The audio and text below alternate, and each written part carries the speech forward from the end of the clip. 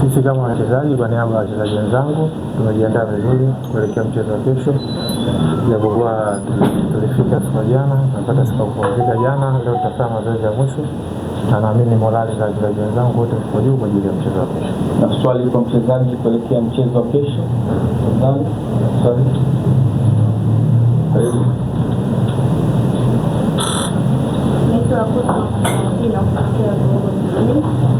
Kama mchezaji tuambie uko tayari kwa namna gani kuelekea mchezo wa JKT? Tunafahamu kuwa mchezo si rahisi na mtoto kwenye mchezo mgumu na tazama mchezo huo na kesho kubwa kuelekea mchezo huo na tazama hapa na kile ilikuwa imebana kidogo. Ni kama mchezaji kwa namna gani unazungumza na mko tayari kwa mchezo huo ili kuhakikisha mnapata matokeo?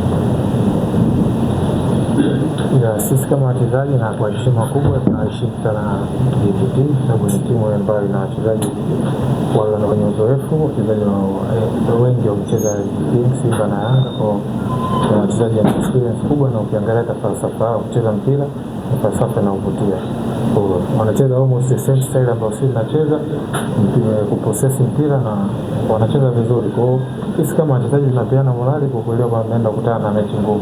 Inawezekana ikawa mechi ngumu hata zaidi ya mechi iliyopita sababu we have too much experience in that team. Kwa hiyo sisi kama wachezaji tunapeana morali, na hii ni Yanga.